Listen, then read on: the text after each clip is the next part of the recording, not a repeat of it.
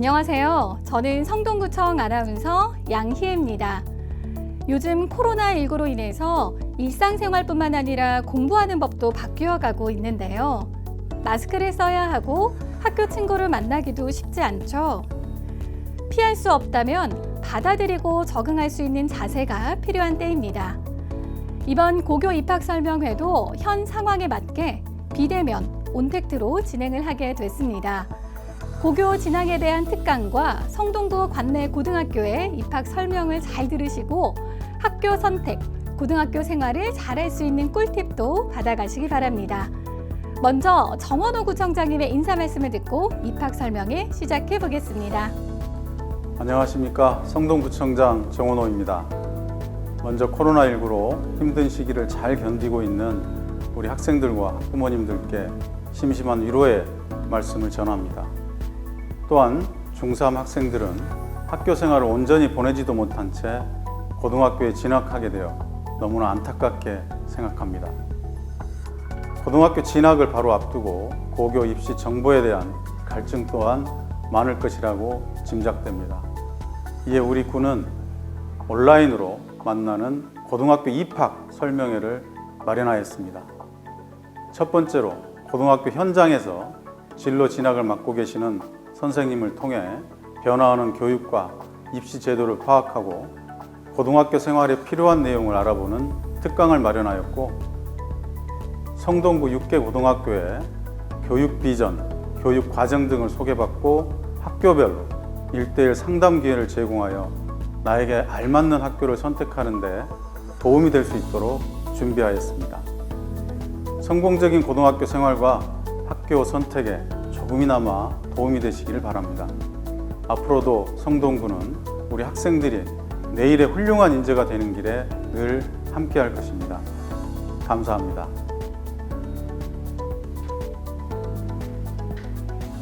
정원호 구청장님의 인사 말씀 들어보았습니다. 이제 본격적으로 입학 설명회를 시작해 볼까요? 첫 번째로 경신고 김창목 선생님의 성공적인 고교 생활 어떻게 준비할까라는 주제의 특강 들어보도록 하겠습니다. 김창목 선생님은 현재 고등학교에서 학생들의 진학을 담당하고 계시는데요. 선생님의 말씀 잘 들어보시고 고교 생활을 어떻게 준비해야 할지 생각해 보세요.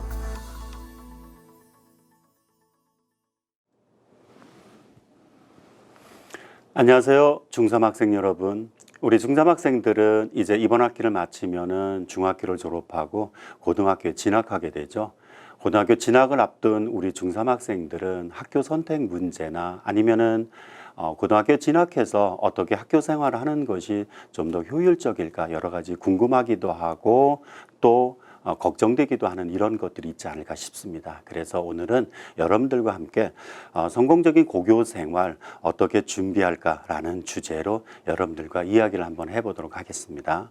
선생님은 종로구에 있는 경신고등학교에서 영어 수업을 하고 그리고 진학 지도 업무를 맡고 있는 김창묵 선생님입니다. 반갑습니다.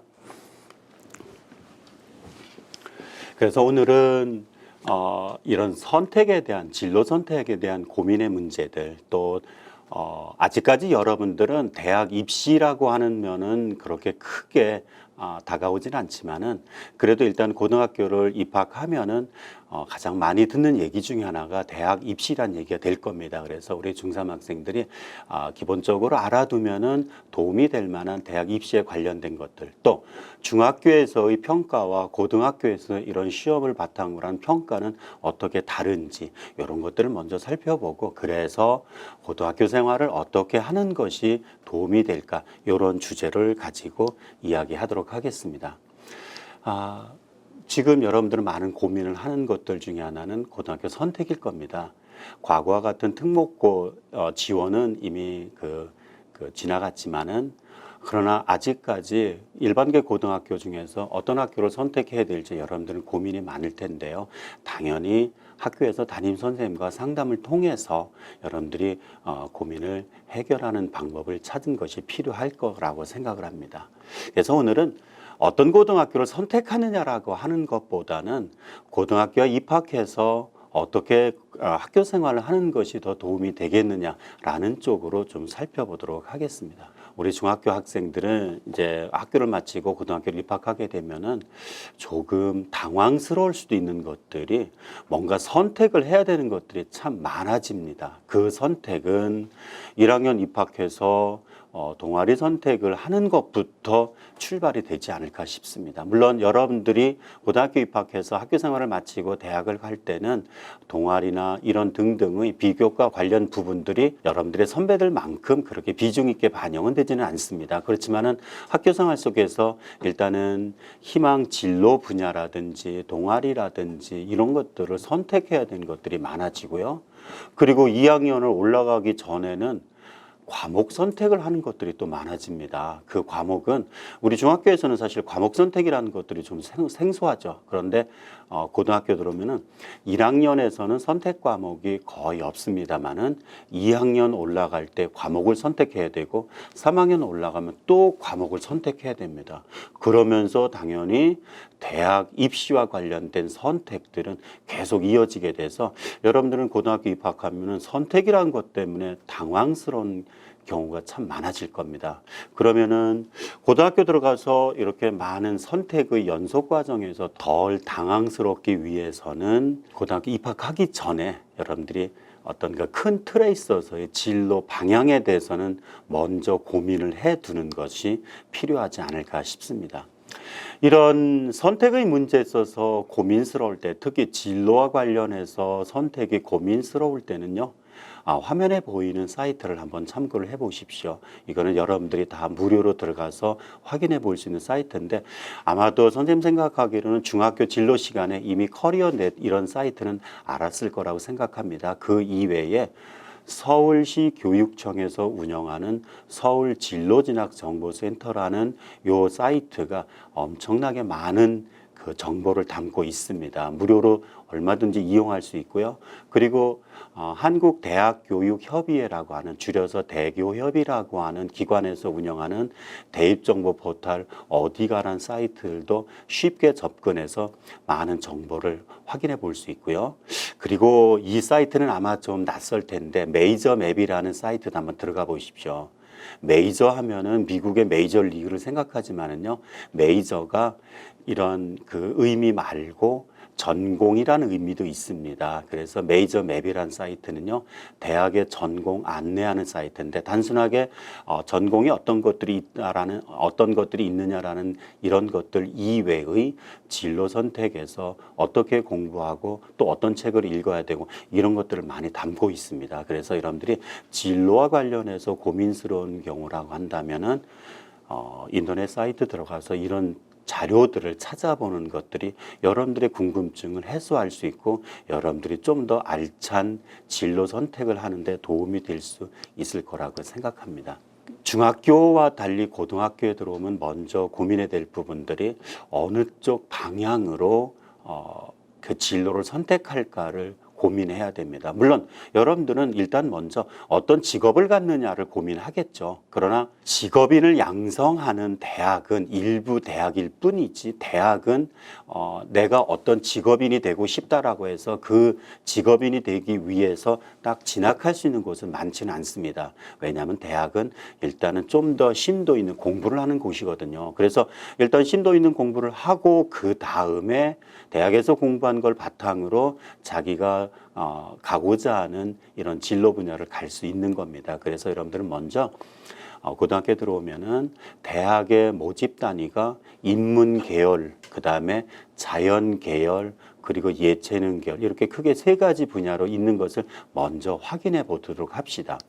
인문 계열에는 여러분들이 지금 어떤 직업인이 되고자 하는 그런 목표는 어느 정도는 있을 줄을 아는데요. 인문 계열 쪽에서 진학할 수 있는 분야는 경영학과, 경제학과 이런 얘기 많이 들어봤죠. 여러분들 드라마 속에서도 CEO 이런 직업 되고 싶은 그 직업인 중에 하나라고 많은 친구들이 얘기하는 것도 봤죠. 그래서 이런 CEO, 그러면 이런 CEO가 되기 위해서는 어떤 공부를 해야 될까요?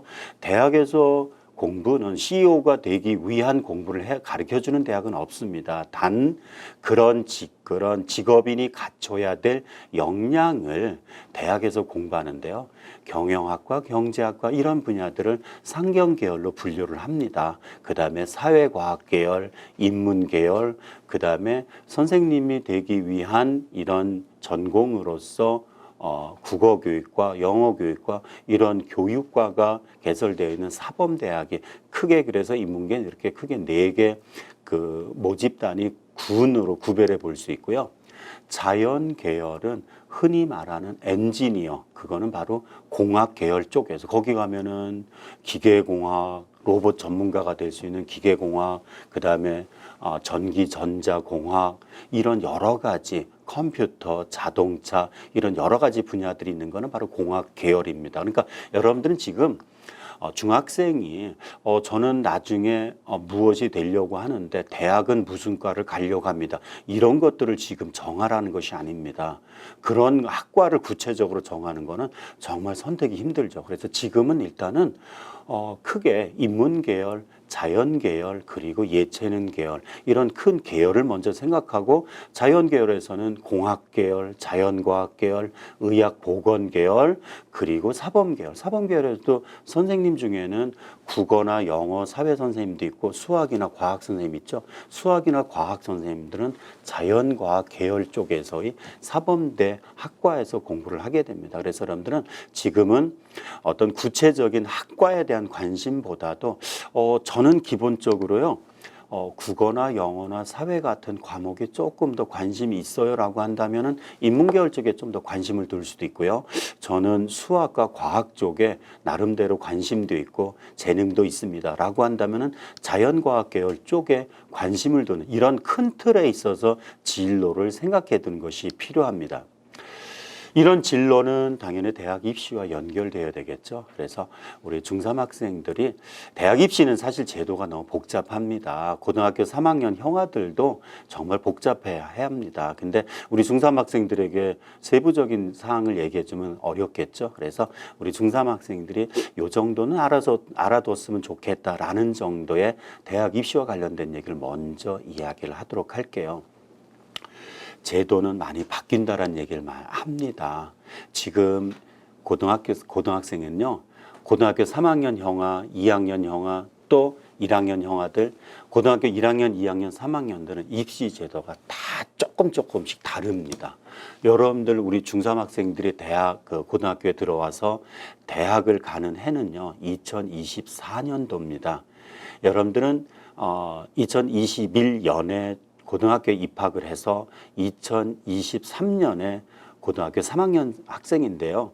대학생이 되는 2024년을 기준으로 대학 입시를 이야기합니다. 그래서 여러분들은 2024 대학 입시라고 하면은 저희는 2023학년도에 3학년인데요. 그건 우리 후배들 얘기가 아닐까요? 라고 하는 것이 아니라 대학 입시는 고등학교를 졸업하고 대학을 입학하는 해, 그 해를 기준으로 이야기합니다. 그래서 여러분들은 2024학년도 대학 입시 제도에 적용을 받게 되는데 2024학년도에 대학 입시 제도가 또 많이 바뀌는 부분들이 있습니다. 그래서 이렇게 여러 가지 제도가 바뀐다 하더라도요.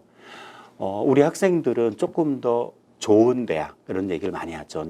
유명한 대학, 좋은 대학, 나은 대학 이렇게 여러 가지 추상적인 표현을 쓰는데 어쨌든 좋은 대학이든 나은 대학이든 이렇게 선택을 해서 지원을 하죠. 반면에 대학에서는요. 좋은 학생, 우수한 학생, 역량 있는 학생 이런 학생을 선발하려고 합니다. 그러면은 지원하려고 하는 학생과 선발하려고 하는 대학 사이에는 어떤 것들이 나오겠습니까? 경쟁이라는 게 어쩔 수 없죠. 그래서 제도가 바뀌는 것들은 여러분들이 그렇게 크게 고민할 필요는 없습니다. 단지 지원하는 선호하는 학과는 어차피 선호하는 대학은 이렇게 좀 정해져 있고 소수이고 그거를 거기 대학에 지원하려고 하는 학생이 많다라고 한다면 어차피 경쟁이라는 게 있을 수밖에 없고 그러면은 이런 경쟁 체제 속에서는 나의 역량을 키우는 것이 필요하다. 즉 대학 입시에 있어서 여러분들이 먼저 알아야 될 거는 내가 조금이라도 좋은 대학을 가려고 하는 것처럼 대학은 조금이라도 우수한 학생을 선발하려고 한다. 그러면은 결국 경쟁이라는 것이 동반될 수밖에 없고, 그럼 경쟁 속에서는 나의 역량을 어떻게든지 조금 더 역량을 갖춰서 높여서 대학이 선발하고자 하는 인재로 성장해야 되지 않을까. 바로 그 부분입니다. 그래서 입시에 있어서는 뭐 전략이 필요하다. 그다음에 대학 입시는 이렇게 준비하는 여러 가지가 있지만은요. 여러분들이 기본적으로 이렇게 생각합시다. 상대적으로 경쟁하는 다른 친구들에 비해서 나는 어떤 면에서 역량을 더 높은 역량을 갖출 수 있을까? 이런 것들이 바로 대학 입시에서 가장 큰 기본이 되는 겁니다. 지금 고등학교 형아들이 대학을 가는 방법을 물론 집에 형이 있거나 아니면 누나가 있거나 이런 친구들은 조금은 이해를 하겠죠. 대학에 가는 방법은 크게, 대학에서 학생을 선발하는 방법은 크게 두 가지가 있습니다. 하나는 수시 전형, 하나는 정시 전형. 이제 우리 중3 친구들도 이런 용어는 조금씩은 알아둘 필요가 있습니다.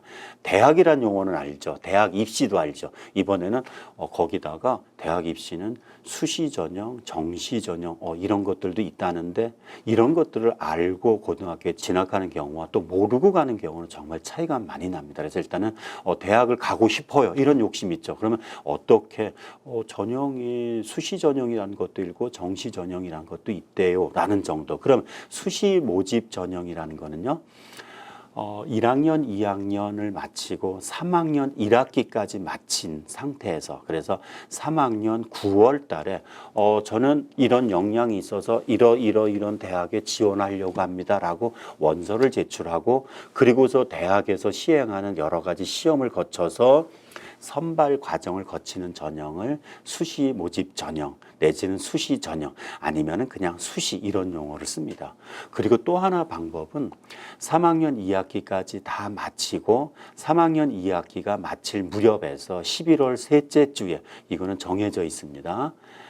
날짜는 바뀌어도 11월 셋째 주 목요일 날, 물론 올해는 코로나19로 인해서 2주가 연기돼서 12월 첫째 주 목요일 날 시험을 치는데, 그 날짜가 올해는 12월 3일입니다. 여러분들 같은 경우는 특별한 일이 없으면은 아마도 11월 셋째 주라고 한다면은 거의 2학기가 끝날 무렵이죠. 그때 수능 시험을 치고 그 수능 결과를 바탕으로 대학 입시에서 학생을 성적을 산출해서 선발하는 과정. 그래서 이렇게 수시 전형, 정시 전형, 이런 두 가지가 있다는 거를 이해를 해보도록 하고요. 그리고 여러분들 형이나 누나를 통해서 학생부 종합전형, 학종, 이런 얘기를 들었죠. 그 학생부 종합전형은 수시 전형의, 수시 모집 전형의 하나입니다. 그래서 수시 모집 전형에는 3학년 9월 중순경에 대학에 원서를 제출하고, 그리고 대학에서 실시하는 여러 가지 시험, 그거는 뭐 면접 시험이라든지 논술 시험, 이런 시험을 거쳐 선발한다는데, 바로 수시 모집의 하나는 학생부 교과 전형, 그리고 학생부 종합 전형, 그리고 논술 전형, 실기 전형, 이렇게 네 가지로 구별된다라고 생각을 합니다. 그래서 일단은 수시 모집, 정시 모집, 이런 것들이 있네. 그럼 구체적으로 요거를 조금 더 이렇게 정리를 해보도록 하겠습니다. 학생부 교과 전형, 학생부 종합 전형, 그리고 논술 전형, 요 세 개 전형은 수시 모집 전형에 속하고요. 그리고 정시 수능 전형, 요거는 정시 전형, 요 네 가지가 대학을 가는 큰 방법이다. 요거 이외에 특기자 전형 내지는 실기 전형, 이런 것들이 있는데요. 요거는 특별한 학생들, 예를 들어서 음악, 미술, 체육 같은 이런 특별한 재능이 있는 친구들을 선발하는 전형이 따로 있는데, 그 전형은 그렇게 모집 인원도 많지 않고 지원하는 학생도 상대적으로 적어서 우리 많은 학생들의 관심을 갖는 전형은 수시 전형에서 학생부 교과 전형, 학생부 종합 전형, 그리고 논술 전형, 그리고 정시 전형, 이렇게 네 가지를 생각해 보면 됩니다. 그러면은 이런 전형들은 대학에서 왜 이렇게 복잡하게 여러 가지 전형을 설계를 할까요? 아까 선생님이 얘기했죠. 여러분들은 대학을 선택할 때 조금이라도 우수한 대학, 나은 대학, 유명한 대학, 취업 잘 되는 대학 이런 기준으로 선택을 하죠. 대학은 역시 욕심이 있습니다. 조금이라도 우수한 학생을 선발하려고 합니다. 근데 그 우수하다라고 하는 게 3년 동안 학교 생활하면서 내신 교과 성적이 우수한, 그러니까 다른 거는 별로 그렇게 잘 못해도 내신 성적이 우수한 학생들, 걔네들은 일정 역량이 있다라고 믿고 선발하겠습니다. 그래서 전체 10명을 선발할 때 물론 뭐 대학마다 다르지만은 2명, 3명, 4명 보통 이렇게 10명 중에 2~3명이니까 한 20%에서 30% 정도를 학생부 교과 전형으로 선발을 하고요. 그리고 또 일부 대학에서는 20% 내지 30% 정도를 학생부 종합 전형으로 선발하고, 그럼 이렇게 각기 다른 전형을 가지고 선발한 이유는 뭘까요? 조금이라도 우수한 학생 선발하죠. 그럼 바로 전형별로 우수하다라고 하는 기준이 다르다라고 하는 걸 여러분들이 이해를 해야 됩니다. 예를 들어서 학생부 교과 전형은요, 3년 동안의 내신 성적이 우수한 학생들을 그 정도 성적이면 우수해 라고 그래서 인정해 줄게, 그래 너는 학생부 교과 전형으로 지원해 라고 해서 선발하는데, 단 전국의 고등학교가요 1,500개 고등학교가 넘습니다. 순수한 일반계 고등학교가 1,500개 정도를 넘고요. 거기에 자사고, 특목고, 특성화고 이런 학교를 합치면은 2,300개 학교가 넘습니다. 그럼 전국에 1,500개 내지는 2,000개 넘는 이런 학교에 똑같은 1등, 2등, 3등을 같이 평가할 수는 없겠죠. 그래서 학생부 교과 전형에서는 내신 성적도 우수해야 된다. 그리고 최소한의 전국 단위의 시험을 거쳐서 이런 정도의 역량을 인정받은 기준은 돼야 된다. 그거를 바로 수능 최저 기준이라고 하는데, 수능은 수학능력시험, 대학 수학능력시험을 줄여서 하는 말인데요. 그래서 내신 성적과 수학능력시험 수능 성적에서 기본적으로 어느 정도는 되어야 된다. 요거를 활용하는 전형이 바로 학생부 교과 전형이고요. 그리고 우리 학생들이 좀 더 많이 알고 있는 전형은 학생부 종합전형, 줄여서 학종 이렇게도 말합니다. 학생부 종합전형은요, 기본적으로 학교 내신 성적이 조금 교과 전형만큼 그렇게 우수하지는 않다 하더라도 일정 수준의 내신 성적이 우수해야 된다. 두 번째는 학교에서 활동 역량을 통해서 우수함을 보여줄 수 있었으면 좋겠다. 지금 여기서 활동이라는 거는 여러분들 뭐 비교과 이런 얘기가 아닙니다. 이제 여러분들은 비교과란 용어를 사용할 필요가 없습니다. 학교 생활은요, 교과 계속 연장입니다. 그래서 교과 성적과 교과와 관련된 활동과 그리고 교과를 바탕으로 한 교과 외 활동을 반영한다. 말이 조금 어렵죠? 쉽게 생각하면 이겁니다. 수업 시간에 열심히 공부해서 내신 성적 성적을 우수한 성적을 받아요. 이거는 교과 성적입니다. 근데 수업 시간에 발표를 하고 수행평가 과제를 제출하고 보고서를 제출하고 이런 것들을 평가하는 것들이 학교생활 기록부에 기록이 됩니다. 그럼 그 기록들을 보고 얘는 내신 성적이 다소 조금 낮긴 하지만은 우수하겠네 라고 하는 걸 평가하는, 그래서 교과 성적과 교과와 관련된 활동을 포함해서 평가하는 전형을 바로 학생부 종합전형이라고 하고요. 논술전형이라는 전형이 또 있습니다. 이거는 논술하면은 잘못 생각하면 글쓰기인가 라고 생각하는데 초등학교 때 생각했던 이런 글쓰기와는 조금 다릅니다. 고등학교에서 대학을 갈 때 이야기하는 논술 전형은 글을 읽고 논리적으로 분석하고 거기에 자신의 의견을 덧붙이는 방식, 그리고 수학이나 과학에 심도 있는 문제를 풀면서 종합적 사고력과 분석력 등을 평가하는 전형입니다. 그럼 논술 전형은 어떻게 준비합니까? 당연히 고등학교 들어가서 학교 수업을 충실히 하고 그 학교 수업을 바탕으로 조금 심화된 문제와 좀 더 심화된 자료들을 읽고 분석하고 이런 과정을 거쳐서 자연스럽게 접근할 수 있는 전형입니다. 그리고 정시 전형은요, 수학능력시험, 대학 수학능력시험이라고 하는 줄여서 수능이라고 하는 점수. 아까 선생님이 수능시험은 언제 친다고 그랬죠?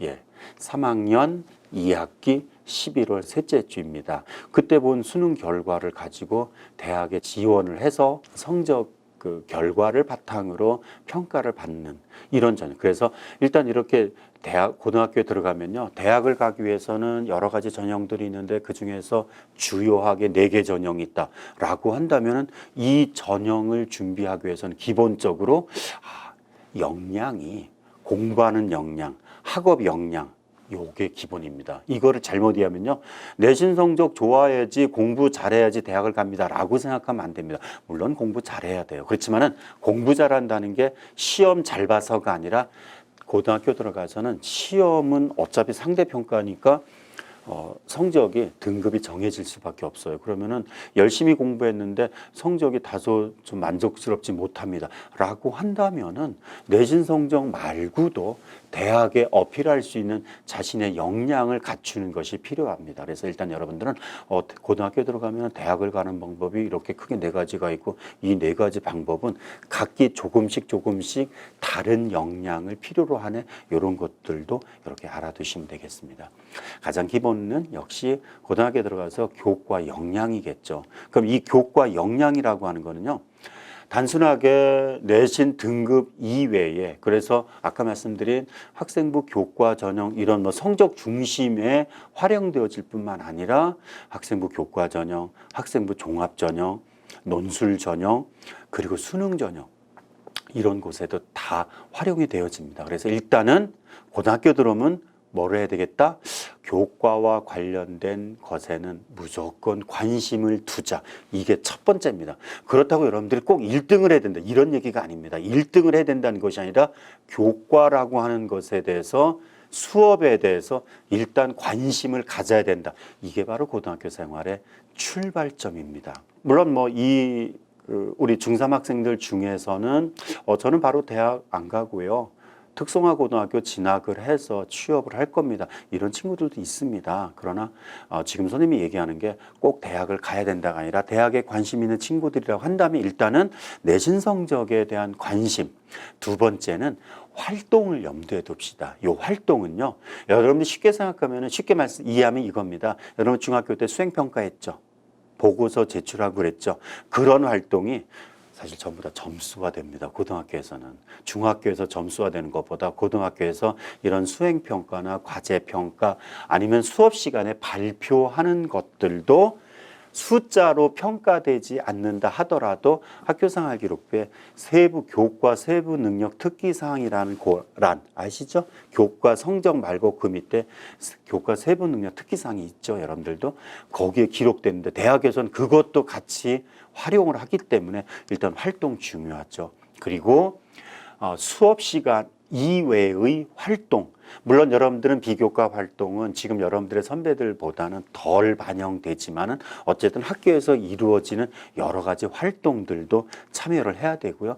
그리고 당연히 수능 시험에 대비한 대학 수학능력 시험에서 좋은 등급을 받으려고 하는 이렇게 크게 4가지 영역들에 관심을 가져야 됩니다. 근데 선생님이 이런 얘기하니까 여러분들 그러죠. 결국 공부 열심히 하라는 얘기 아닌가요? 일부분 맞아요. 그러나 공부만 해야지 대학을 가는 것이 아니라 일단은 교과에 관심을 갖고 학교 생활에 좀 더 열심으로 활동하자, 이런 얘기입니다. 이제부터는 학생부 종합전형을 조금 더 자세하게 설명해 줄게요. 왜냐면요, 상위권 대학에서는 여전히 학생부 종합전형은 가장 규모가 큰 편입니다.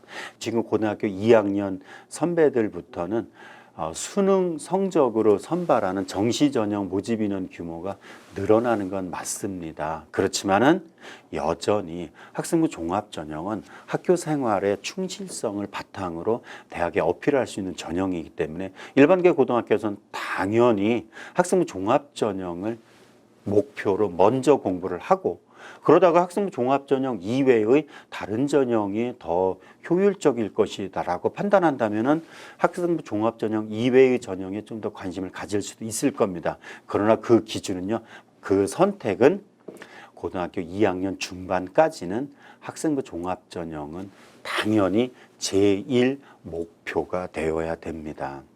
그럼 학생부 종합전형에서는 어떤 걸 보냐고요? 아까 선생님 얘기했었죠. 교과 성적과 교과 활동과 교과 외 활동을 이루어진다. 이런 교과와 관련된 성적과 활동들을 바탕으로 하는 것. 그래서 3학년 동안 적극적으로 충실하게 활동한 모습들이 서류, 어떤 서류? 여기서 말한 서류는 학교생활 기록부라고 하는 서류. 여러분들 학생부라고 들어봤잖아요. 여러분 실제 작성하고 선생님들이 작성하는 기록 결과물이요. 고등학교에서는 바로 이런 학교생활 기록부를 바탕으로 여러분들의 활동 내용들이 기록이 되어지고 그것들을 바탕으로 대학에서 평가를 하게 됩니다. 그래서 학생부 종합전형은 이렇게 그 획일적이고 일방적인 어떤 기준으로 선발하는 것이 아니라 개개인의 특성을 축적시킨 개개인의 역량들, 활동 경험들을 바탕으로 고등학교 생활에 얼마나 충실하게 성실하게 활동을 했느냐라고 하는 것을 평가하는 전형입니다. 좀 더 구체적으로 그러면 거기서 뭐가 제일 중요할까요? 학업 역량입니다. 그럼 또 여러분들 또 얘기하죠. 결국 또 성적 얘기입니까? 성적만이 아니에요. 학업 역량은 대학에 가서 공부할 수 있는 역량이 학업 역량입니다. 예를 들어서 대학생 형아들은요. 내신 성적이 좋아서 내지는 수능 성적이 좋아서 이런 거 말고 대학에 들어가면요. 같은 학과 친구들끼리 모여서 팀플레이를 하고 이걸 대학생들은 팀플이라고 줄여서 말하기도 합니다. 그럼 팀플레이를 통해서 어떤 공동 과제를 수행하고 그 결과물을 교수님한테 제출해서 이 학점을 부여받고 이렇게도 하거든요. 그럼 그 과정에서 뭐가 필요할까요? 영어 잘한다, 수학 잘한다 이런 역량 이외에 같이 어울려서 협업 활동 속에서 개인의 역할이 어떤 것이 중요하고 또 그런 활동을 위해서는 무엇이 필요한지도 역시 역량에 들어갑니다. 두 번째는 그 내신 성적 이외에 또 이런 협업 역량 이외에 스스로 도서관에서 책을 찾고 인터넷에서 책을 찾으면서 자기가 모르는 거를 스스로 찾아서 궁금증을 해소하고 또 결과물을 만들어내는 것.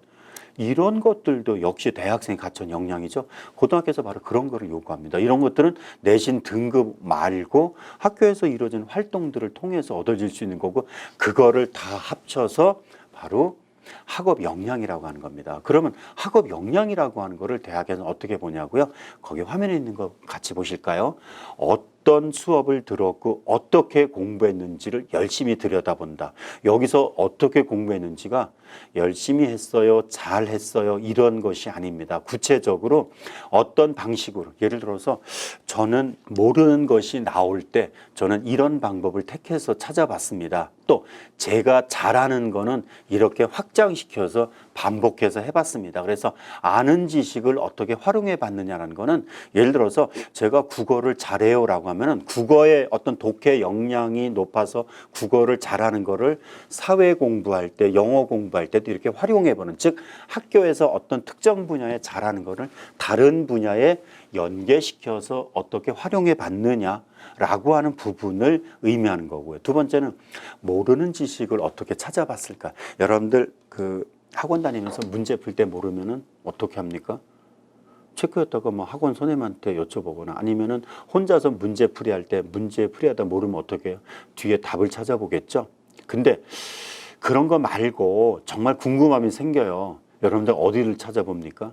네이버 찾아보이죠. 근데 여러분들 그거 아시죠? 네이버 답글 다는 사람의 70%는 누구라고요? 초딩이라고요. 농담이긴 하지만은요, 네이버에 나오는 것들이 그렇게 다 수준 높진 않습니다. 그럼 고등학교 들어와서 모르는 거 나올 때 네이버 찾는다고요? 물론 네이버 찾을 수도 있어요. 그렇지만은 네이버 찾는 거 이외에 그 도서관 가서 책을 찾는다든지 인터넷에서 논문을 찾는다든지 제가 어떻게 논문을 읽어요? 고등학생이 무슨 논문을 읽습니까? 아니요. 고등학생들 다 읽습니다. 그러면은 대학에서 보는 거는요. 그냥 뭐 네이버 찾아서 궁금함을 해소했어라기보다 궁금한 거를 이런 책을 찾고 이런 온라인 강좌를 찾아서 궁금함을 해소했어요. 바로 이런 것입니다. 그래서 여러분들이 고등학교 들어가서 문제 풀다 모르면 답을 해답지를 본다. 그 다음에 선생님한테 여쭤본다. 이외에 스스로 뭔가를 자꾸 찾아보는, 이거를 조금 더 어려운 말로 자기 주도성이란 용어를 씁니다. 자기 주도성 하면은 여러분들은 뭐 혼자 그냥 독서실 가서 자습하고 혼자 해요. 이거를 자기 주도 학습이라고 생각할 수 있지만은요. 자기 주도 학습이라고 하는 거는 이렇게 독서실 가서 혼자 공부했어요라는 걸 의미하는 것이 아니라 어떤 궁금한 거에 대해서 스스로 찾아서 정리하고 그것을 다른 것과 연계시켜서 발전시켜 나가는 역량, 이게 바로 자기주도 학습 역량이거든요. 그럼 대학에서는 이렇게 모르는 게 나올 때마다 스스로 찾는 습관을 들여봤다. 그럼 이 친구를 이런 친구들을 왜 선호할까요? 대학에 들어가면요, 담임 선생님이 없어요. 그리고 시간표가 고정된 게 아닙니다. 내가 모르는 게 있으면 스스로 찾아야 되고, 물론 뭐 선배를 찾는다, 도서관의 책을 찾는다, 인터넷을 찾는다 있지만은 어쨌든 얘가 스스로 뭔가 찾아서 할 수 있겠네. 왜? 고등학교에서 그런 경험을 해봤구나. 이런 것들을 다 평가한다. 그래서 학업 역량이라고 하는 거는 여러분들 사실 공부하면 별로 재미없죠. 성적 얘기하면 더더욱 재미없죠.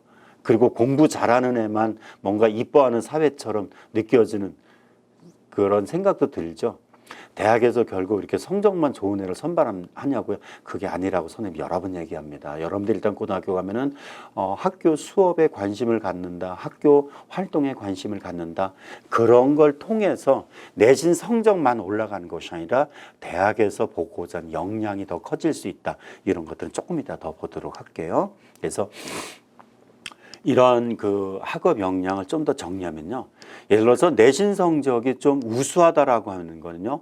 내신 성적이 우수하다라고 해서 대학이 그것만 보지는 않습니다. 예를 들어서 내신 성적이 우수하다, 내지는 경시대회에 나가서 상을 받았다라고 한다면은 그거 잘하는 거를 교과 세부 능력 특기 사항이다, 아니면 동아리 활동이다, 아니면은 독서다, 이런 활동들과 연계시켜서 자신의 역량을 보여주는 것을 대학을 필요로 합니다. 여러분들 꼭 기억하십시오.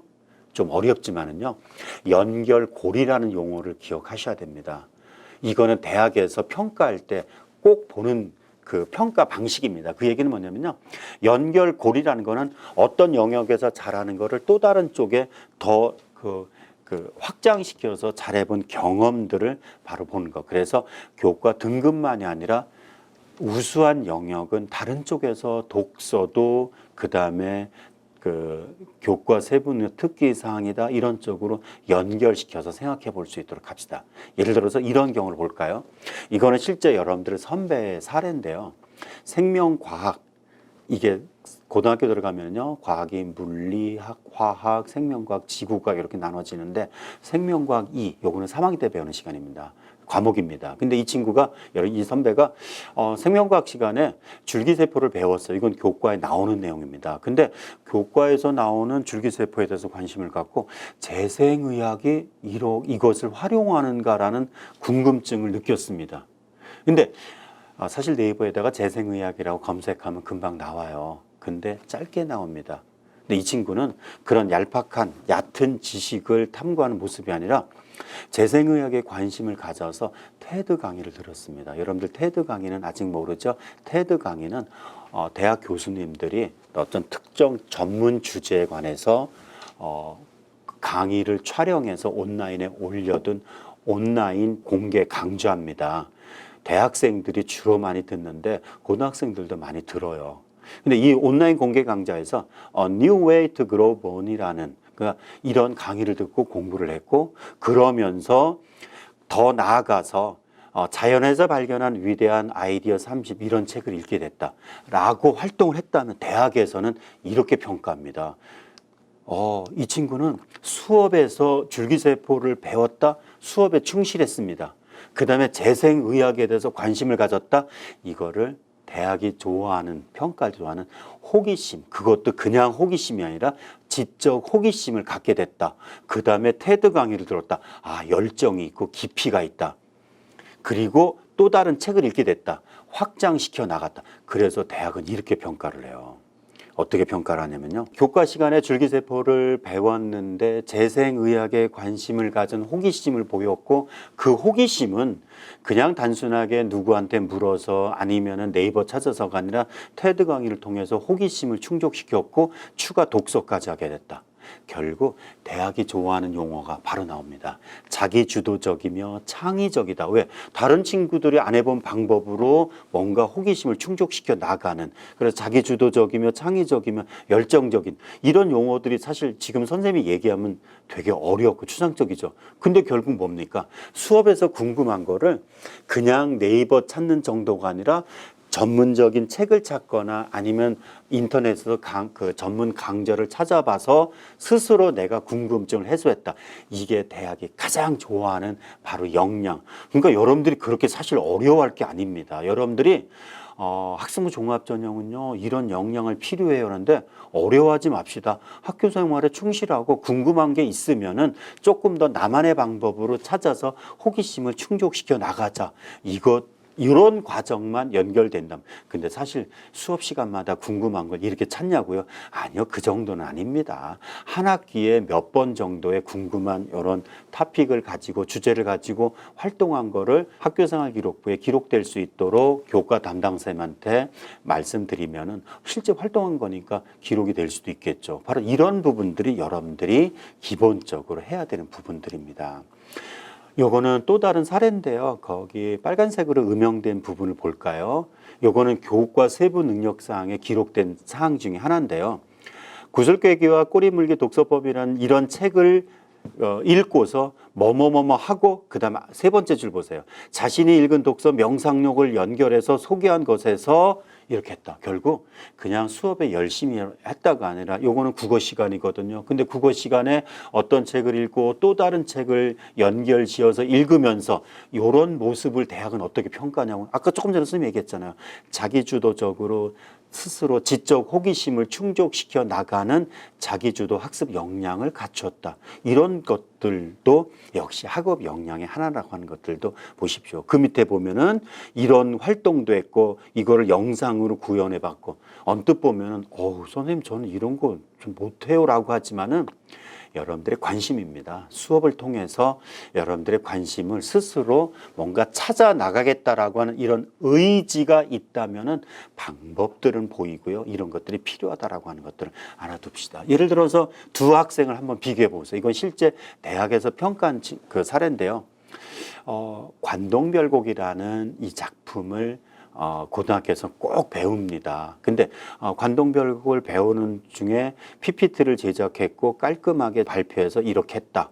요렇게 활동한 친구와 오른쪽 친구 보십시오. 처음에는 PPT를 잘 제작을 못했는데 이렇게 프리젠테이션에 관련된 책을 읽고 연습해서 마지막에는 임팩트 있는 발표가 되는데 이바지를 했다. 여기에 왼쪽의 친구는요 우수할지 모르지만 땀 냄새가 안 나요. 근데 오른쪽 친구는요 뭔가 노력하는 땀 냄새가 물씬 나죠. 학교 생활이 이렇게 적극적으로 충실하게 이루어지는 것들이 학교 생활으로 기록된다면 학생부 종합전형에서 당연히 우수한 학생을 평가받는 겁니다.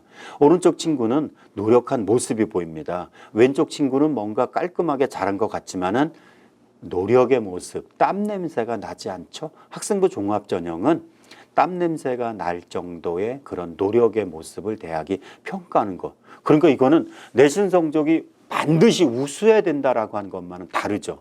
그래서 학생부 종합전형은 내신 성적이 반드시 꼭 최우수 성적이 아니어도 일단은 뭐 그래도 우수한 편에 속해야 되겠지만은 이런 땀 냄새 나는 활동을 통해서 이 친구로면은 대학에 들어와서 공부할 수 있겠다. 이렇게 평가를 할 수 있는 이런 전형이라는 거. 그러니까 학생부 종합전형 조금은 이해되겠죠? 물론 좀 더 자세한 거는요. 고등학교 입학해서 우리 고등학교 담임 선생님들이 그리고 고등학교 입학하면 어느 학교든지 대학 입시에 관해서 그리고 학생부 종합전형 그리고 정시 수능 전형 이렇게 준비해야 된다. 자세하게 설명해 주실 겁니다. 근데 오늘 짧은 시간에 이런 것들 좀 보시도록 합시다.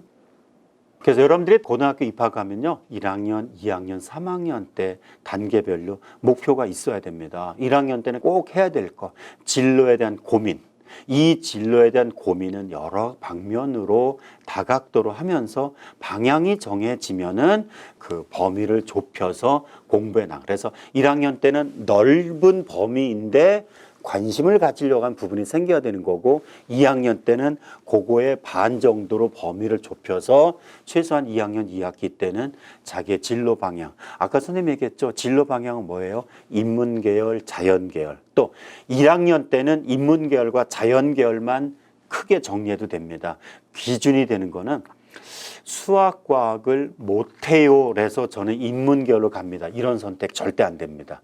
인문계열은 수학 못하는 학생이 오는 것이 아니라 자연계열 친구들보다는 수학에 대해서는 조금 덜 해도 다른 역량이 있는 친구들이 갈 수 있는 전형이지 수학 못해서 갑니다. 저는 수학하기 싫어서 갑니다.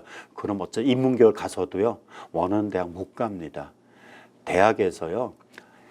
보통 대학은 아주 작은 대학은 규모가 작은 대학은 학과가 한 10개 있는 학과도 있어요. 그렇지만은 많은 학과는 50개, 60개 있는 학과들도 있습니다. 그 50개, 60개 되는 학과 중에서요. 수학이 정말 도움이 안 된다. 내지는 수학이 정말 필요 없다는 학과는요. 이 5손가락 안에 꼽을 정도입니다. 인문계 보통 여러분들이 잘 아는 연세대, 고려대 이 대학들은 인문계 모집 단위가 보통 30개 정도 되는데 그 모집 단위 중에서요. 특정 뭐 한 5개 정도 모집 단위 빼놓고는 수학을 잘하면은 정말 도움이 되는 학과들이지 수학을 못해서 인문계 이건 아닙니다. 그래서 여러분들 조금 말이 길어졌는데요. 1학년 때 할 거는 인문계열, 자연계열에 대한 고민을 하는데 저는 수학이 싫어서 인문계 갑니다가 아니라 자연계열 가는 이런 그 친구들보다는 수학이 덜 관심 있고 오히려 더 관심 있는 부분이 있어요. 즉 수학을 못한다는 것이 아니라 더 잘하는 국어나 영어나 사회 읽고 요약하고 발표하고 분석하고 이런 역량이 더 있어서 인문계열 쪽으로 가겠습니다. 이렇게 정하는 거고요. 자연계열 가는 친구들은 일단 당연히 수학과 기본적으로. 근데 선생님이 이런 얘기 해볼게요. 여러분들 어린 왕자라는 책 읽어봤어요? 거기 보면 어린 왕자의 사막에서 친구를 사귀는 방법이 나옵니다. 어떻게 해요? 일단 친구가 되기 위해서는 가까워지기 위해서는 자주 만나야 되고 자주 봐야 됩니다. 이걸 여러분 공부하는 것과 연결시켜서 저는 수학을 못해요.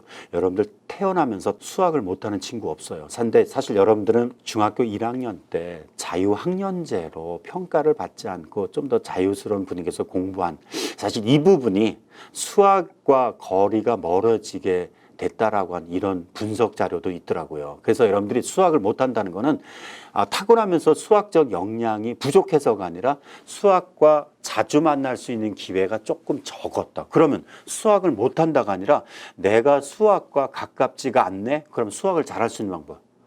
가까워지기 위해서는 자주 만나죠. 친구를 자주 만나듯이 책을 자주 펴고 책을 자주 펴면서 좀 더 자주 수학을 보는 이게 가까워지는 겁니다. 과학도 마찬가지로 해서 가까워지기 위한 노력은 여러분들 스스로가 해야 되는 것들도 여기서 좀 보시도록 합시다.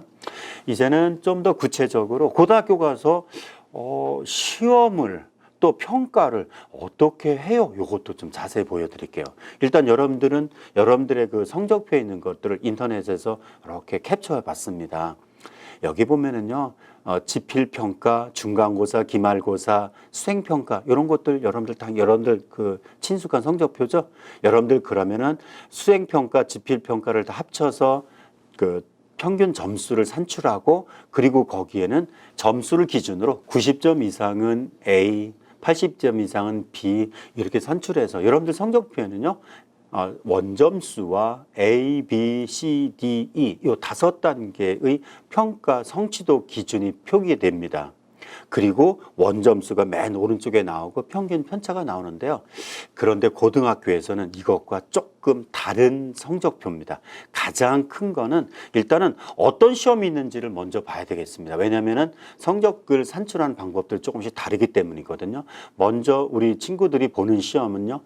여러분들 중학교에서 1학년 때 없었던 2학년, 3학년 있었던 내신 평가, 중간고사, 기말고사, 연 4회가 그 평가가 됩니다. 또 전국연합학력평가라는 시험이 있습니다. 이거는 흔히 그냥 줄여서 모의고사라고도 하고요. 뭐 학평 이런 용어도 쓰는데 그냥 여러분들은 쉽게 모의고사라고 해도 됩니다. 이 모의고사는 1학년 때, 2학년 때는 1년에 3번, 그리고 3학년 때는 5번 시험을 치릅니다. 그리고 또 하나 시험이 있죠. 가장 고등학생들이 많은 시간을 준비하고 많이 긴장하고 그 영향력이 큰 시험, 대학 수학 능력 시험. 대학에서 공부할 수 있는 능력이 있는지를 평가하는 시험. 이거를 줄여서 수능 시험이라고 합니다. 그래서 이렇게 3가지 시험이 있는 것을 먼저 알아두고요. 그러다 보면요, 내신 평가가 한 학기에 2번, 그 다음에 모의고사가 연 3번 하면은 거의 뭐 매달 시험이 있다, 이렇게 생각하셔도 되는데, 먼저 내신 평가는 어떻게 이루어지는지를 봅시다. 이거는 실제 여러분들 어떤 선배 그 성적표인데요. 여러분들이 지금 중학교 때 성적표와 다른 것이 있는지를 찾아봅시다. 과목은 뭐 과목 이름은 다를 수도 있지만은요, 원점수, 평균, 편차 똑같네요. A, B, C, D 이런 성취도도 있네요. 이게 가장 중요합니다. 그 다음에 또 단위수가 중요합니다. 고등학교에서는. 그래서 여러분들은 그럼 단위수라는 건 뭘까요? 일주일에 1시간 수업합니다. 1단위라고 합니다. 일주일에 3시간 수업해서 한 학기를 마칩니다. 그거는 3단위 수업을 했다고 합니다. 근데 이게 왜 중요하냐고요? 대학이 성적을 평가할 때 등급도 고려를 하고, 그 다음에 일주일에 수업을 많이 한 과목을, 즉 단위수가 높은 과목을 더 높게 평가를 합니다. 어떻게 평가하냐고요? 성취도에 따른 등급과 단위수를 곱해서 그 합을 단위수 합으로 나누기 때문에 1단위에서 우수한 성적과 3단위에서 우수한 성적은 약간의 차이가 납니다. 그래서 여러분들은 고등학교 입학하면은 과목이 이게 몇 단위짜리입니까? 이거를 먼저 확인할 것도 필요합니다. 중간고사와 기말고사와 같은 내신 평가 이외에 우리 고등학생들이 치러야 되는 시험은 또 전국 단위의 모의고사가 있죠. 아까 전국연합학력평가라고 했는데요. 이 성적표를 한번 보시면은요, 내신 평가 점수가 상당히 다른 게 보입니다. 여기 보니까요, 등급도 나오고 전국의 응시자 수 어마어마합니다. 40만 명이 넘는 숫자도 있고요. 그리고 이렇게 영역별로 국어, 수학, 그리고 수학, 과학, 국어, 수학, 과학 이렇게 영역별 합산의 점수가 나옵니다. 바로 이렇게 모의고사라고 하는 전국연합학력평가는 어쨌든 이렇게 상대평가로 전국 응시하는 학생들의 이런 상대적인 점수를 표시하기도 합니다. 고등학교에서 배우는 과목은 과목에 따라서 조금 평가 방식이 다르기도 합니다. 1학년 때 배우는 과목과 2학년, 3학년 때 배우는 과목에서요, 1학년 때 배우는 과목을 공통 과목이라고 하는데요, 2학년과 3학년에는 일반 선택 과목과 진로 선택 과목이 있습니다. 사실 여러분들이 지금은 이게 조금 어려울 수도 있고요. 고등학교 입학하면은 5월달, 6월달에 이 과목에 대한 안내를 많이 하는데, 일단 이 과목들이 공통과목과 일반 선택은 상대평가를 하고요. 상대평가가 뭐냐고요? 조금 이따 볼게요. 진로 선택 과목은 3단계 성취평가. 3단계 성취평가? 여러분들의 중학교는 5단계 성취평가입니다. 그러면은 고등학교에서도 중학교 방식으로 성취평가를 하는 과목이 있는데 그 모든 과목이 아니라는 겁니다. 그래서 여러분들은 고등학교 입학하면은 중학교와는 평가가 다르다. 그리고 그 평가 방식이 과목에 따라 조금씩 다르네. 그러니까 여러분들이 이게 무슨 과목입니까? 라고 하는 건 입학해서 1학기 때 진로 선택 안내를 학교 선생님들이 해주실 때 좀 관심 가져야 됩니다. 이번에는 중학교에서 여러분들의 평가 방식과 다른 고등학교 평가 방식이 다른데 그 차이가 가장 큰 게 뭐냐? 상대평가라는 개념이 이제 나옵니다. 평가에 있어서 먼저 상대평가와 절대평가 이 2가지를 이해합시다. 즉 절대평가는 여러분들 아까 중학교 성적표 봤던 것처럼요, 90점 넘으면은 인원수 상관없이 A, 80점 넘으면은 B, 이렇게 일정 점수 이상이 되면은 일정 등급을 부여하는 방식을 절대평가라고 하고요. 상대평가는 점수를 쭉 나열해서 줄을 세워서 인원수가 전체 그 응시한 학생의 4%에 해당되는 학생은 1등급이다. 그리고 누적 11%까지는 2등급, 누적 23%까지는 3등급, 이렇게 상대적인 평가 기준으로 평가하는 것을 바로 상대평가라고 합니다. 절대평가는요, 우리 중학교처럼요, 고등학교에서는 수능시험에서 한국사 시험과 영어 시험이 절대평가인데, 영어는 90점 이상이면은 1등급, 80점 이상이면은 2등급, 이렇게 일정 점수 기준 이상인 경우에 일정 등급을 부여하는 것을 절대평가, 그리고 상대적으로 4%, 7%, 12% 누적시켜서 4%, 11%, 23% 이렇게 평가하는 이런 것들을 상대평가라고 합니다. 그러면은 여러분들이 배우는 과목에서 상대평가도 있고 절대평가도 있다. 이렇게 이해를 하시고요. 그래서 아까 얘기한 대로 진로 선택 과목은 3단계 성취평가제를 하면서 학생부에 등급이 표시 안 됩니다. 그러나 상대평가하는 과목에서는 석자 등급이 표시되는 게 보이죠.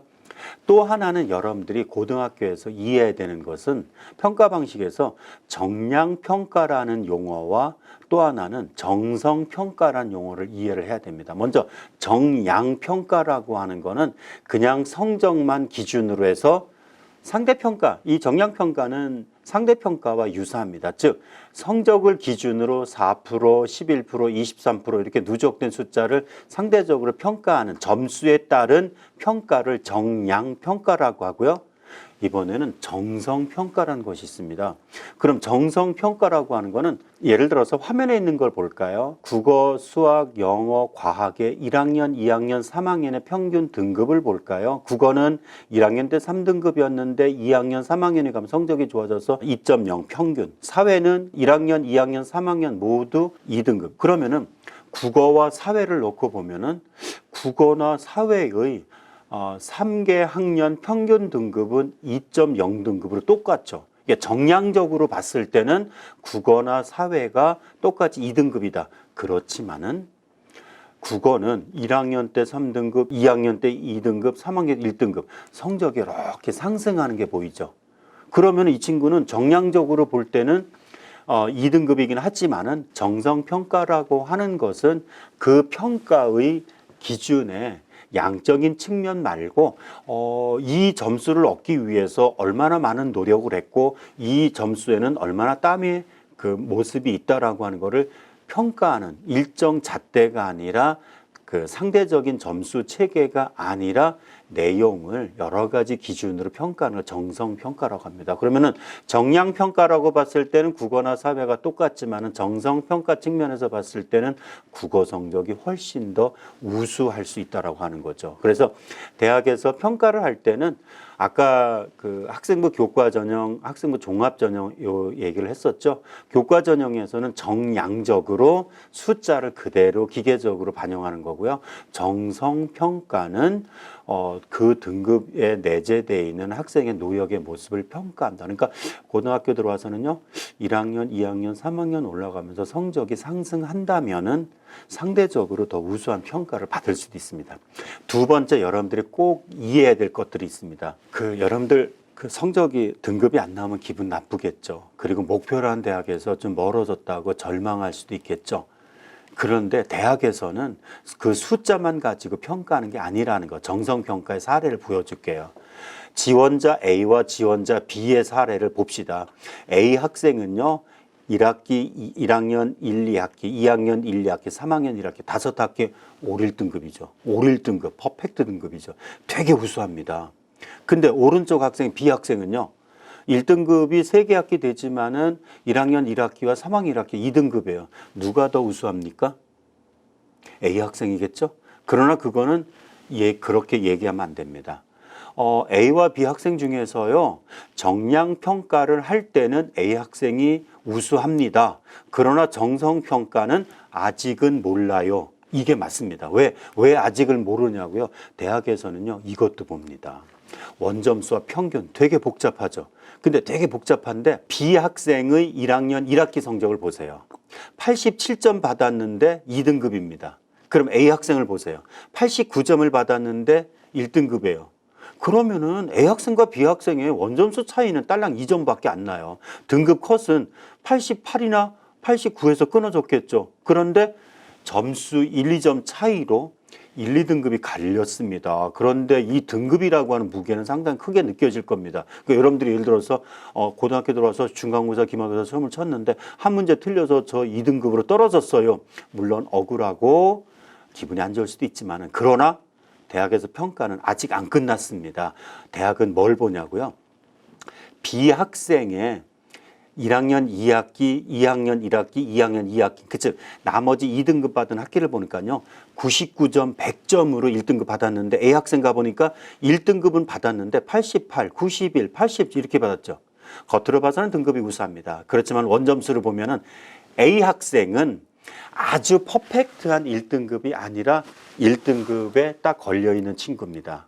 근데 B 학생은요, 2등급짜리가 하나가 있긴 하지만 그 2등급은 억울하게 받은 2등급, 그리고 1등급은 퍼펙트한 원점수로 1등급. 대학에서는 이거 같다고 보지 않습니다. 즉 등급을 기준으로 보긴 하지만은 원점수와 평균 편차도 고려를 하죠. 게다가 세부 능력 특기사항을 비교하니까 A 학생은 성실하고 차분하고 수업을 잘 듣는 학생입니다라고 기록되어 있는데, B 학생은 논리적인 이해력이 타의 추정을 불허하고, 이건 선생님이 이뻐서 써준 것이 아니라 실제 수업 시간에 이런 논리적 사고력과 이런 분석력, 이런 것들을 보여준 활동을 했기 때문에 기록을 해준 것이죠. 그러면은 A 학생은 그냥 공부만 열심히 한 학생이죠. 이거 대학에서 평가합니다.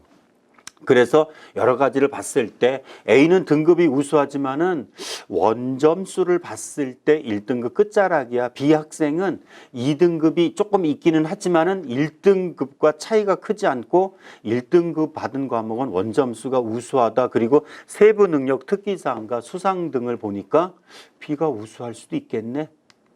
반드시 B가 우수하다라고는 아닙니다. 왜? 이거는 대학마다 평가 기준이 다릅니다. 그러나 상위권 대학에서는 B가 더 우수하다라고 평가할 가능성이 높습니다. 그래서 여러분들 고등학교 들어가면은요, 중간고사, 기말고사 보면서 여러분들이 억울한 점수를 받게 될 수도 있어요. 그리고 한 번 성적을 잘못 받았다고 절망하거나 너무 상심하지 않을 필요가 없습니다. 왜요? 다른 과목에서 더 잘하면, 그리고 등급 말고 다른 활동에서도 더 잘한다면 우수한 인재로 평가받을 수 있다. 이게 바로 여러분들이 꼭 기억해야 되는 고등학교에서 평가 방식이라는 거 이해합시다. 그러면 이제 고등학교에 입학하면은 여러분들 선생님이 지금 길게 좀 얘기한 게 있는데요. 고등학교 생활을 좀 더 압축해서 어떻게 하면 고등학교 생활을 성공적으로 수행할 수 있을까요? 앞에 나눈 내용을 요약할 수 있습니다. 일단은 시험은 이렇게 내신 성적과 학력평가 시험과 수능 시험과 그다음에 뭐 수행평가 등등 이런 것도 시험이라고 할 수 있죠. 이런 시험도 있고요. 근데 그와 더불어서 수업 시간에 하는 활동, 내지는 교과 관련된 활동, 그리고 동아리와 같은 활동들, 독서 활동, 이런 것들 다 필요합니다. 그냥 등급만을 위한, 점수만을 위한 이런 시험 준비 활동 이외에 활동이 꼭 들어간다는 거 이해를 꼭 하셔야 되고요. 아까 논술 전형이란 전형도 얘기했었죠. 일단은 내신 성적에서 수능 성적을 올리려는 쪽으로, 그리고 논술 점수를 올리는 쪽으로. 그래서 내신과 수능과 논술이라는 시험들이 고등학교에서 평가를 받게 되는 시험인데요. 단계별로 차근차근, 어디부터? 내신부터. 내신 시험은 고등학교도요, 일정 범위가 주어집니다. 그러니까 이거는 주로 지식적인 측면을 측정하는 게 많습니다. 수능은 그 지식이 쌓인 것을 활용하고 적용하는 것을 역량 있는지를 평가하는 문항들을 많이 출제합니다. 논술은요, 그거보다 더 깊이 있는 분석하고 종합하는 이런 평가를 하게 되는 거죠. 그래서 고등학교 들어오면요, 무조건 내신에서 출발해서 수능 준비, 그 다음에 대학별고사, 논술로 가는 이런 단계별 학습에 대해서는 여러분들 결코 무시해서는 안 되고요. 고등학교 들어오면 일단 여러분들은 중3부터 겨울방학부터 여러분들이 바꿔야 될 거 공부 방법입니다. 짧은 시간 내에 집중해서 공부하는 걸로 뭔가 결과를 내려고 하지 맙시다. 짧은 시간에 집중해서 하는 배짱이 방식의 공부는 고등학교에서 통하지 않습니다. 고등학교에서 공부하는 거는 벼락치기가 아니라 엉덩이로 공부합니다. 머리로 공부한다라기보다는요, 물론 머리도 일부분 있겠지만은요, 엉덩이로 공부한다. 그러니까 짧은 시간 내에 집중해서 하는 것도 중요하지만은 벼락치기보다는 꾸준하게 오랫동안 공부해야 되고 고등학교의 공부는 꼭 기억합시다. 오늘 여러분들이 공부를 안 하면은 내일은 뛸 수밖에 없어요. 그러나 뛴다라고 해서 목적지에 그렇게 빨리 도달할 수 있느냐? 토끼와 거북이라고 하는 이런 어린 시절의 동화를 굳이 들먹이지 않아도 고등학교에서는 오랫동안 꾸준하게 공부한 학습이 쌓여야지 그 역량이 보입니다. 고등학교에서 여러분들 선배들의 사례를 보면요. 성적이 좋은 친구와 성적이 좀 상대적으로 낮은 친구의 차이점은요. 딱 혼자 공부하는 시간이 많은 친구, 성적이 훌륭합니다. 여러분들 학습이라고 하죠. 러닝, 공부를 학습이라고 한자 표현으로 할 때 이때 학습이라고 하는 건요. 학은 배운다는 의미고 습은 익힌다는 의미입니다. 고등학교에서는 학과 습이 같이 이루어져야지 성적이 올라가야 됩니다. 근데 예를 들어서 학원 가서 공부했어요. 그러나 혼자 공부하는 건 없고 진도만 나갔어요. 이거는 학입니다. 또 수업 시간에만 들었어요. 이거는 학입니다. 그러면 성적이 나오기 위해서는 학만 있어야 될 것이 아니라 습이 있어야 됩니다. 그래서 학과 습이 같이 있어야 성적이 나온다. 이게 바로 고등학교 성적이 올라가는 방법. 그러니까 수동적이며 피동적이며 그냥 주어진 것만을 하는 공부 방식이 아니라 스스로 찾아서 공부하는, 그래서 스스로 공부하는 시간이 정말 중요하다는 거 여러분 꼭 기억하도록 합시다. 이제 마무리하도록 할게요. 우리 오늘 주제가 성공적인 고교 생활을 꿈꾸는 우리 학생들은 무엇을 할까, 어떻게 할까가 주제였었죠. 선생님은 일단 이것부터 여러분들 지금 고민해야 됩니다. 중학교 3학년에서 고민할 거, 나는 누구인가? 나는 어떻게 생겼냐가 아니라 나는 누구일까? 나의 꿈은 무엇일까? 나는 무엇을 목표로 할까? 아까 선생님 얘기했지만은 대학의 구체적인 학과를 지금 목표로 하라는 얘기가 아닙니다. 여러분들의 꿈에 대해서 깊이 생각해보고 그 꿈이 어떤 방향 쪽에 있는지, 최소한의 공학계열로 가야 됩니다. 저는 의학 보건계열로 가야 됩니다. 이런 계열 정도만이라도 여러분들이 생각할 수 있는, 그래서 진로에 대해서 여러분들이 고민을 먼저 하고 진학을 고민해야 되고요. 오늘 선생님이 마지막으로 꼭 강조하고 싶은 건 독서입니다. 독서요. 저 책 많이 읽어요. 일단 여러분들이 관심 있는 분야를 읽고요. 고등학교 들어와서 이 독서는 생활화입니다. 무슨 얘기냐고요? 문제 풀다가 모르는 거를 답을 찾되 좀 더 개념에 대해서 넓게 공부하고 싶으면은 관련 책을 읽으려고 하는, 그래서 고등학교에서는요, 국어, 영어, 사회 이러한 교과별로 독서 경험을, 독서 이력을 기록하도록 되어 있습니다. 그래서 일단 여러분들은 책을 읽는 습관을 들이는 것이 고등학교 들어와서 공부에서 성적이 올라갈 수 있는 가장 기본이 된다는 것 여러분들 꼭 기억하고요. 조금은 어렵지만은 아까 선생님이 이야기한 것 중에서 이런 핵심 단어는 기억하도록 합시다. 지적 호기심, 창의성, 자기주도성, 열정. 이게 바로 대학에서 학생부 종합전형으로 선발할 때 좋아하는 학생이 갖고 있는 역량입니다. 자기주도적이다, 혼자 스스로 찾아서 한다. 창의적이다, 뭔가 그래도 여기서 창의적이라는 거는 아이디어만이 아니라 남이 하지 않는 방법. 아까 선생님 얘기했잖아요. 그 생명과학 시간에 줄기세포를 배우고 다른 친구들 같은 경우는 그냥 답을 찾아서 끝내겠지만은 재생의학이 뭐예요? 그쪽에 연결되는 거 아닐까요? 이런 그 호기심을 가지고 책을 읽고 테드 강의를 읽는 것 같은 그런 창의적이며 자기주도적인 노력 모습.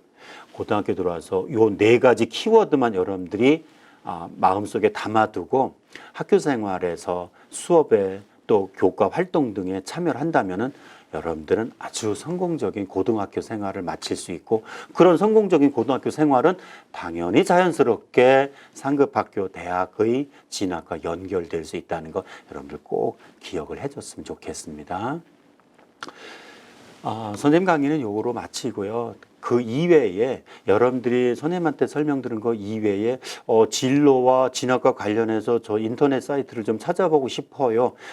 여기저기 많이 안 돌아다니셔도 됩니다. 성동구청에서 운영하는 입시 진학 상담센터의 홈페이지 들어가 보시면은요, 여러 가지 자료가 다양하게 깊이 있게 있습니다. 그래서 우리 성동구에 다니는, 성동구에 거주하는 우리 중3 학생들, 이 성동구청 홈피에 입시 진학 상담센터 한번 꼭 들어가서 다양한 자료를 찾아보시고요. 그 이외에 또 하나 있습니다. 여러 가지 사이트가 많은데 서울시 교육청에서 운영하는 서울 진로진학정보센터라고 있습니다. 네이버에다가 서울 진로진학정보센터라고 치면은요, 정말 다양한 자료가 있는데 너무 어려운 자료만이 아닙니다. 여기는 맨 왼쪽 아래쪽 하단을 보시면은 진로 심리 검사도 무료로 해줍니다. 물론 커리어넷 같은 사이트를 통해서 여러분들 진로 시간에 검사했었죠. 그거 말고도 할 수 있습니다. 고등학교 서울 시내에 있는 정보가 다 담겨져 있어서 여기서 학교 정보를 찾아볼 수 있을 거고요. 고등학교 1학년 때는 뭐가 필요해요? 1학년 자료도 있고요. 또 대학 가기 위해서는 아까 선생님 얘기했죠? 수시, 정시 이런 얘기 들어봤죠? 대학 수시 전형, 대입 정시 전형 이런 관련 사이트들 다 있기 때문에 성동구청 사이트와 그리고 서울시 교육청 요 사이트를 이용하면은 여러분들이 정말 알짜배기 정보들을 많이 찾아볼 수 있고, 이런 자료들을 통해서 여러분들이 궁금한 거를 호기심을 충족시키고, 그리고 여러분들의 계획을 조금 더 탄탄하게 짜임새 있게 세워서 고등학교 생활을 준비한다면은 여러분들의 고등학교 생활은 막연히 불안감으로 다가오기보다 좀 더 자신감으로 여러분들 옆에 있게 될 겁니다. 모쪼록 이런 다양한 활동을 통해서 여러분들이 모두 꿈을 이루는, 그래서 선생님은 여러분들의 꿈을 응원합니다. 감사합니다.